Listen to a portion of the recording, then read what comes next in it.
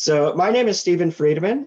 For those of you joining us in the recording, we just missed the introductions from Bria Nelson and Professor Velte. Bria is a third-year student. Professor Velte will be teaching this summer. So the first thing I'd like to do is talk about what is the Summer Start program, how is it organized, and what exactly is it? So the best way to tell you what it is to tell you what the fall starters do. So if you start as a fall starter, you will take 4 classes in the fall, 4 classes in the spring. You'll take in the fall, you'll take lawyering 1, and then you'll take 3 what we call doctrinal classes. These are all of our first year doctrinal classes are 4 credits. There are 6 of them. It's constitutional law, criminal law, civil procedure, torts, property. I hope that counted to 6. So you take contracts. How could I forget contracts? Actually, that one's easy to forget. But so you take 3 doctrinal classes in the fall. When you get to the spring, you take lawyering 2. And lawyering 1 and 2 are the core of it is legal writing, but our professors do a great job of adding some practice-oriented training like deposition skills, interviewing skills, talking to clients, items like that.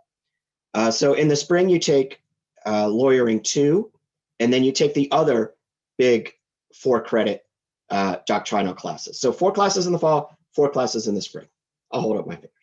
Summer starters, what we do is we take one of those big 4-credit classes from the fall and 1 from the spring and teach it in the summer small section. It is Monday through Friday, 9 to 12 a.m. It is from May 19th until late July, usually around July 24th or so. So it's 8 credits total. So if you're a fall starter, when you start, it's 90 credits to graduate from KU Law. So fall starters, they get to August, they have 3 years to complete 90 credits. Summer starters, when they get to August, they have already knocked out 8 credits, which means they have 3 years to complete 82 credits. And that sets up one of 2 paths. The first path, it makes it very doable to graduate early. So you can accelerate your education. Certainly to knock a semester off is pretty manageable. You'll have to take some extra summer classes your second summer, which would be everyone else's first summer. And you can graduate in 2.5 years. It is possible to graduate in 2 years and 3 summers. And for some people that might work, and we do have that on our website. And I'm the one who put it up there. And every year I agonize over whether to modify it or not. But I keep it up there because you can graduate in 2 years and 3 summers if you do the summer start. But there's a little bit of a catch. The catch is if you do it that way, you're going to graduate in July of your second year. The bar exam in almost every state is either, if it's offered once or twice, most states offer it twice a year, is offered in February and in July. So if you graduate in that July, you won't be able to take that July bar exam. So you'll have to wait till February to take the bar exam anyway. So for most people, if you're going to take the bar exam, there really isn't any advantage to graduating early because it's hard to work, without at least being almost taking the bar. So for most people, it makes more sense to do it in 2.5 years if you accelerate. That being said, if for some reason you aren't taking the bar, or if for some other reason you can wait until February to take the bar, you can arrange your schedule to graduate early, as early as 2 years and 3 summers. But for most people, it'll be 2 years. It'll be 5 semesters. So that's one option, speed things up. The other option is you can slow things down. And by that, I mean, you'll be able to space out your credits because you've already completed 8 of those credits. Bria, I don't know if you did this intentionally, but it probably, someone like Bria who wanted to do something like the 6-semester in DC program, or if you wanted to do a clinic or something like that, or if you have a job, for example, in your 3rd year, and you don't want to take 15 credits, if you're only taking, say, 12 credits, it makes it a lot easier to kind of fit your schedule in. So it provides more flexibility going forward. and you won't have to take quite as many credits as other students. So that's what the Summer Start program is, and the two main, I think, tracks that you do. One thing I'll say is after the first year, everybody's just a law student. You're no longer a Summer Start student. By that, I mean, you're not locked in. You don't have to choose to go quicker or slower. You can figure out which way you want to go. If you want to graduate early, it might make it harder to work in your second or first summer. So let's say you got a great job opportunity in that second summer, which for summer starters would actually be their third summer. You could say, you know what? Instead of taking classes this summer, I really should take this job opportunity. It's great. It's career track. It's in the field I want to do. You can totally just say, I'm no longer accelerating. I'm going to focus on this job opportunity and go for it. So that is the overview of the program. Now we want to hear your questions. I will start off just by asking Bria, what were your impressions of the Summer Start program? Sure. So I definitely thought it was worth it. Looking back, I am really glad I did it. I think it was really tough to do. I mean, law school is not easy. It's probably one of the hardest things you'll do in your life. But I'm glad I did it. I think I was in a position where I actually took 2 years after graduating undergrad to work full time before going to law school, just because I wanted to make sure that that was the path I wanted to go down. And so it was really easy for me to just put in my 2 weeks notice and say, hey, I'm going to law school. I was working at a firm, they totally understood, and that worked for me. I think it's a little bit different if you are graduating undergrad this spring, and then, maybe getting 1 to 2 weeks off and then starting law school. There are definitely people that do it. I know there were at least 2, maybe as many as 4 in my small section over the summer that did that. And it worked out. It went great for them, but just know that it is nice to get a little bit of downtime before embarking on this journey. But like I said, it's totally doable. And to most people that ask, I highly recommend the program because there really aren't as many cons when you weigh the list of pros and cons. So I'm happy to answer any questions about it. And again, if anything comes up later, feel free to send me an email.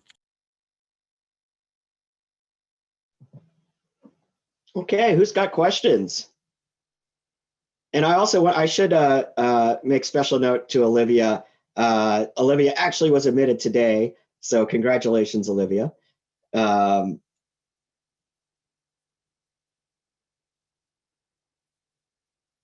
Who's brave? I see Sam's reaching for the excellent. Thank you. Yeah, I just had a question. So torts and crim law within that 9 to 12 window, is that like an hour and a half of each class, or is it like, do one class until like the middle of June and then the other class until the end?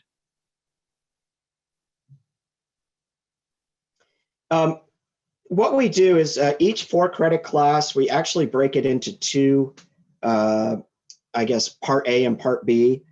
So torts in the fall is just 1 4-credit class. In the summer, who's your partner, Professor Velte? Professor Hines is going to be teaching the first session of torts, and I'll be teaching the second session of torts. And so I know that my session is from 9 to 10:30, 5 days a week for that second 5-week chunk. And how are you guys going to coordinate the syllabus, or? Yeah, we're going to use the same casebook, yeah. And we're going to, so there's a continuity of syllabi as well as the same casebook. So you have to only buy one book, and yeah, we're definitely going to collaborate to make sure there's no gaps in coverage in terms of material and that it's seamless, that transition. And I can just speak to my experience with that sort of setup. I thought it was the perfect way to sort of get used to the law school experience. It definitely put you on a set schedule, which I think is really helpful when you're working or learning in the summer. And so it's definitely a good way to enter law school. And I say that because you are in class every single day, which means you have to read every single day. And so you are getting the material and you are able to test that material in class, like through a cold call or something like that. And it's a quick way to learn something like briefing a case, which if you're trying to learn that in the fall and you're taking on, 3 or 4 other courses, that can be really difficult. So it lets you kind of dip your toe in the deep end before just diving in. And that was helpful for me. Yeah, I think that kind of speaks to the first question that was posted in the chat about is it more intense? The workload actually should be, because it is 5 days a week for each class. So it's not a walk in the park. I think from talking to summer starters, and Bria, you can speak on this too. It's not so much that the hours per week are less, it's that there's only 2 subjects you have to stay on top of. So whereas when you get going in the fall, you have 4 classes that you really need to stay on top of. So, you do work hard in the summer. It's not, I wouldn't call it the easy ramp to law school. Would you say it's more work in the summer or about the same as the fall? Or that's a really tough question to answer because although it's hard to explain. Although it's condensed, which can be helpful because you're working on it every single day and you don't have those breaks in between classes, and weekends don't feel so long, that can also be kind of hard to keep up and stay on top of things, especially when you're still trying to get the hang of it and still getting the grasp of just sort of how law school operates. But I do think it was easier to manage because, like I said, you would have a set schedule as you're working. And I think as far as the question regarding the course load in the fall, you do have the option to enroll in an elective. So instead of taking another 4-credit class to fill that sort of doctrinal class that you took in the summer, you can enroll in a set list of electives. So that's a really great way to not have to take a summer class if you want to pursue an internship. So for example, I worked both summers and I think I took 1 summer class with Professor Velte, which is great and I highly recommend.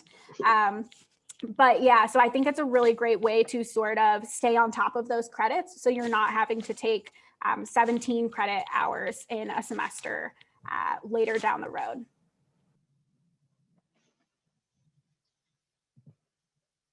let's see, I'll take this question about vaccines and COVID. No, we don't have any requirements for students to take vaccines. We have social distancing. That will continue. All the seats, I believe, are 6 feet apart. Is that right, Professor Velte? I think that's the standard. We have it all mapped out where you can only sit in certain seats, and we use our larger classrooms if necessary. Obviously, with the summer starters, it's pretty easy to spread out. We have, do you know which classroom you'll be using, Professor? I have not been told that yet, so I'm not certain. Okay. Yeah. Presumably one of our larger classrooms, so it'll be easy to spread out. Through the summer, there should still be masking requirements. And they haven't said what the fall rules are going to be, but that's determined by the university and the state of Kansas. So we don't know exactly what's going to happen in the fall. But summer should follow the rules that have been going on, or will follow the rules that we've been following so far. So. And I'll just piggyback off of that really quick to say, like, of course, wear your mask, be vigilant, carry a pocket hand sanitizer with you wherever you go. But I will say in my experience in the Summer Start program, the law school is pretty empty. You might run into a faculty member here or there, but it's nothing like when starting like a full semester with each of the classes. As someone who's even like immunocompromised and has elected into online classes for the past 2 semesters, I think I would still feel comfortable going into the law school knowing that social distancing practices were in place. And yeah, just be safe out there, but know that the building in the summer is very, very different to in the fall. Yeah, we only have a limited schedule of summer. I mean, there's a fair number of classes, but like Bria said, it's probably at about a quarter the crowds as during the semester. And a lot of, other than the summer faculty, there's really not faculty there. Except for Professor Trehosel, always see him there. Maybe like a handful of disheveled 3Ls studying for the bar, but that's about it. That's right. Studying for the bar with our Free for All bar program, I should note. Yeah. So. I think the most. Go ahead. I just want to make sure you saw that TJ has a hand raised with the hand raise function. I didn't know if you'd seen that. Oh, I did not see that. TJ, go ahead. Hey, sorry about that. Nice to see you again. Yeah, you too. My audio was messed up when I first came in, so I apologize if you answered this already. But if somebody wants to basically work through and not take summers or any other semester off, were you saying that that's not necessarily good because you still have to take the bar in February? Is that what you said, or something else? Yeah, if you're going to take the bar exam, if you graduate, if you do the 2 years and 3 summers program, you're going to graduate too late to take the bar exam that summer. So you would have to wait until February to take the bar. And so it's really almost, it makes a lot more sense just to spread out. Instead of rushing to finish and overloading your credits, trust me, you'll be plenty busy graduating in 2.5 years. I mean, fall starters are plenty busy just going at the regular pace, taking summer classes. So unless you can identify, something that can start then, but it really makes more sense to graduate in December, after your 5th semester, graduate in December, and then start in February. Got it. But we won't stop you from graduating early. You can complete 90 credits as quick as you want. We've actually had 2 military folks. They were with a program with the Army. They're both Army, where they did it in 24 months. And they did graduate in time to take the bar, but they had to take an absurd credit load to accomplish that. And we really, the only reason they did it is because that was the only way the Army was going to pay for it. It really we don't encourage people to ordinarily do that. So it's pretty rough. It was intense. Well, they didn't have to worry about, work experience or things like that because they had their job. In fact, they had no choice. Their job was going to be to go back to the Army. So. Right. Awesome. Thank you, Steve. Sure. Just looking Lucy, yes. Oh, go ahead. Sorry, I was just looking at the chat and wanted to answer Ellie's question. I'm not sure what the average summer start class size is, but I think mine was around 20 people. So it's normally a little bit smaller than the fall starter sections, but I think that can be a good thing. Like for me and my summer start group, we had a lot of study groups. Like we would just gather in the library and go over our notes each day to make sure that each of us understood what the heck was going on in class. So I think that there are definite benefits to having a little bit smaller of a class size. I'd say the downside to that would maybe be the forced curve, just so you guys are aware of that. But I don't think that is applicable in the summer start section. So that's not something to worry about, at least in your summer semester. Oh, I might have made a verbal slip. Thank you, Lucy, for catching that. For everyone listening, classes this summer will be in person in the building, not online. So I've done that before, so I apologize. Actually, I always felt that there was a little inside baseball advantage to doing the summer start in terms of grades, in terms of having tests during the summer, getting some experience. And then when you get to the fall, you kind of have that little extra. Is that something that you guys experienced, Bria? Yeah, I mean, I think so. It was one of those things where in the summer semester, you could kind of do a little bit of trial and error in what works for you and what doesn't, specifically in, reading techniques or study techniques or outlining. Like that's something that is going to be huge in your law school career. And so you kind of get to do a little bit of a test run in the summer. And I think in that way, it's a huge advantage because you're not going into 4 law school finals in 4 very like large topic classes without that experience. You're going in with 4 finals already under your belt. So I think that there is an advantage when it comes to prepping for final season. And yeah, in that way, I definitely recommend the program because just having that experience, like law school finals are going to be different than any exam you've ever taken. It's even different than the LSAT. So yeah, it's really a great way to kind of hone in on what works for you and what didn't, so you can correct that before you get to the fall semester and then the spring semester.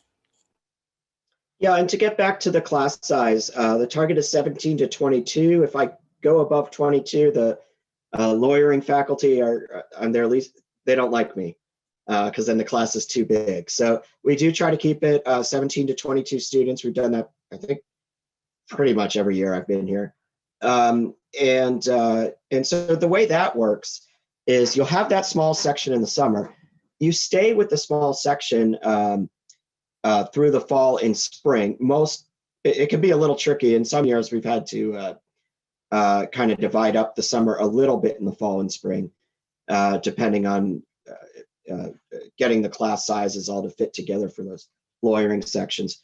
And then what we do is your small section will go into a fall class and just be paired with other small sections. So some of the fall small sections. So you'll have 20 summer starters in contracts, for example, and there'll be 20 or either 20 or 40, depending on, it's either 1 or 2 other small sections will be added to that class. So you shouldn't have a class bigger than 60 to 65 students your first year, which is really great. Just to give you some context for that, where I went to law school, our small sections were 60 students. And they took a lot of pride that they had this great small section. And it was a good program, but it's not as good as having this. So it really is. So it's a group that you'll stay with throughout the year. So Bri, did we keep your small section intact throughout the year? Yeah, definitely. And I would also just add on to that not only is it a great way to get to know your peers within your small section, it's a really great way to get to know your professors. At least for me, my property professor in my summer start program is now the dean of another law school, and she wrote me a letter of recommendation for a job application. So it's a really great way to interact with professors and be able to build a relationship so that it's not as awkward or maybe scary to walk into their office hours and have a conversation about, what you want to do with your career or, why you came to law school. Well, we're coming up on 6:30. Do we have any questions we missed or any questions that people really want to get out there? Great. I want to leave Professor Velte with the, I guess, final word question. Ellie, you have to go or you have a question? I do have one last question. Okay, go for it. Because it's a summer semester, how does financial aid differ for summer start versus a fall start? Okay, I'll take that one. Financial aid, you need to work with the Office of Financial Aid. You can get your loans. You're actually in this academic cycle.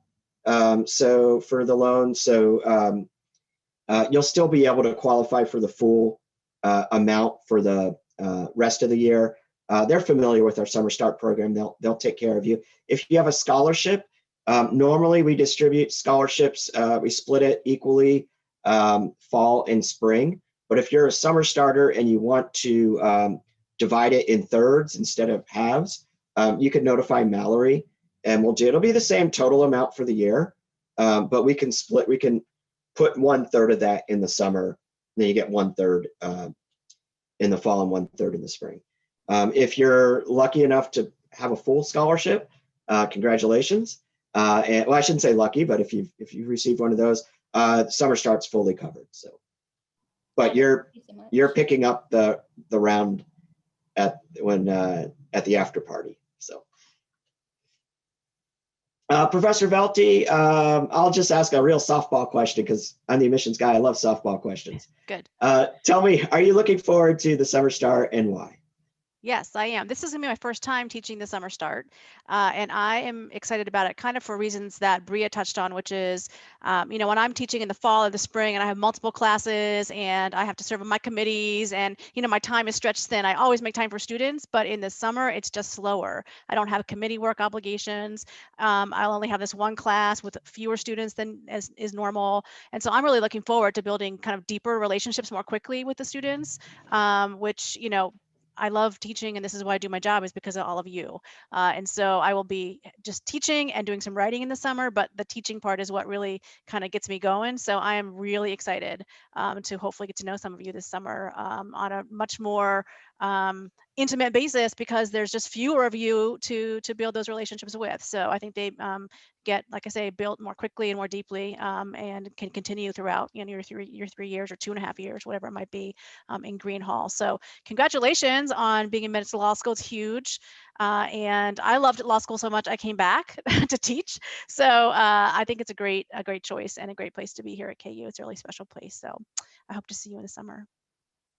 Well, I want to thank Professor Velte for joining us. And of course, Bria, I know you're super busy. Congratulations again on a really cool sixth semester in DC. John, we'll have to bring you back on another Zoom chat, but we'll talk to your people and try to make sure your schedule works and all that. So, and of course, I want to thank you all for coming out on a weeknight. Really appreciate it. Looking forward to hearing from you.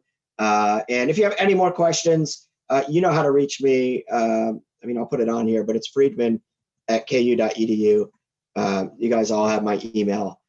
Happy to answer the questions. Happy to put you in touch with other summer starters too, if you have other questions.